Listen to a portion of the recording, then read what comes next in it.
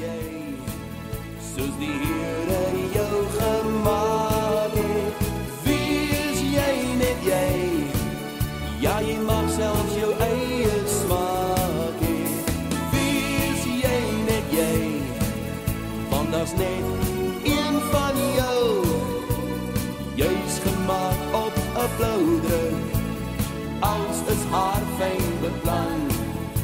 Die ou in jou is nogal oulik, so kom wees jy net jy. Goeiedag geliefde, ek sien daarna uit om hierdie week saam met jou te kuier rondom die woord. Ons wil by die woord van die Here stilstaan en hoor, maar hoe en wie is ons nou eintlik? In 'n opvoedkundige klas het 'n prof eendag gesê dat jy word jouself deur ander mense. Bedoelende dat ander mense geweldige vormingsinvloed op jou lewe het en dit is so. Maar ek wonder of partykeer of dit nie 'n bietjie te ver gaan nie. Mense definieer hulle self op baie maniere en baie keer gaan dit bloot maar oor die terugvoer wat hulle van ander kry, bepaal hoe hulle self definieer. Baie keer is van hierdie opinies wat jy kry, hierdie terugvoer wat jy kry, eintlik maar net iets om jou in 'n kassie te plaas, om jou verstaanbaar te maak vir ander. Maar daar is net een regte definisie van wie jy is en hoe jy is. En dit is om jouself te definieer in terme van Christus en in terme van sy woord. Wat Christus sê oor jou, wat sy woord wat die waarheid is sê oor jou. Ons begin hierdie week dan by Romeine 3, hier van vers 21 af. Maar nou word die geregtigheid van God, waarvan die wet en die profete getuig, sonder die wet bekend gemaak. Hierdie geregtigheid gee God deur die geloof in Jesus Christus aan almal wat glo. Want daar is geen onderskeid nie. Almal het trouens gesondig en die eer aan God ontbreek by hulle, en tog word hulle goedgunstig op grond van sy genade vrygespreek deur die bevryding in Christus Jesus. God het hom deur sy bloed daargestel as versoeningsoffer, wat deur die geloof verkry word, as bewys van sy geregtigheid. Want so het hy in die verdraagsaamheid die sondes wat voorheen gedoen is, oorgesien. Hy het sy geregtigheid in die huidige tyd bewys, om so regverdig te wees, en die wat in Jesus glo, regverdig te verklaar. Vriende, Dawid praat al van die regverdige. Gaan lees bietjie die psalms en dan sien jy hoe baie keer verwys Dawid na die regverdige.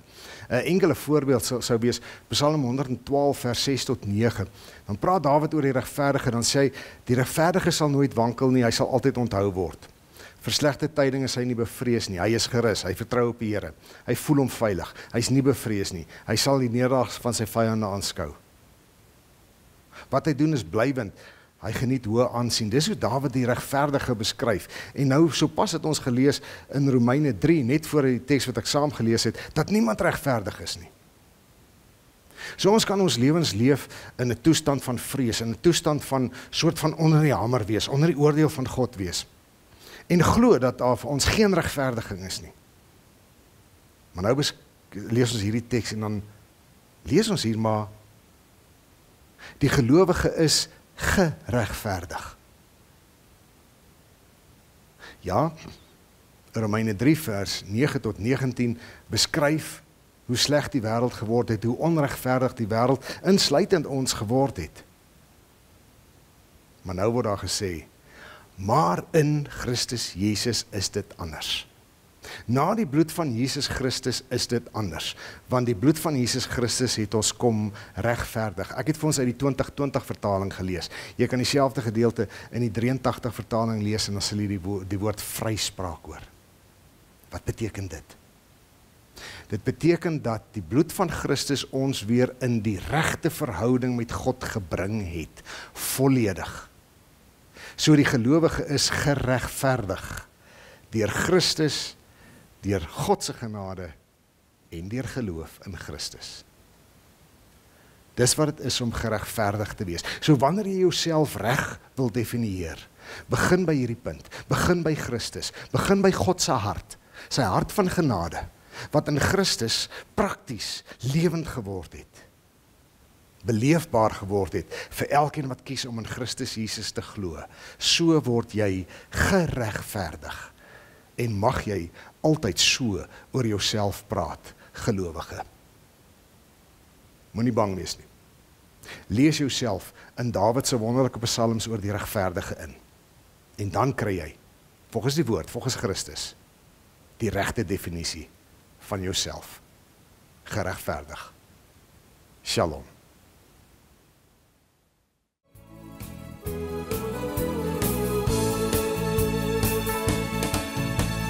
Ek weet wat jy bedoel. Jy voel soms so eenkant, kry jy ook die gevoel, jy staan hier aan die alleenkant. Ek wil hê jy moet mooi hoor wat ek probeer sê. Luister nou met 'n fyn oor, jy's gemaak net soos hy jou wou hê. Wees jy net jy, soos die Here jou gemaak het. Wees jy net jy, ja jy mag selfs jou eie smaak hê. Wees jy net jy, want daar's net een van jou. Jy's gemaak op 'n blou druk, alles is haarfyn beplan.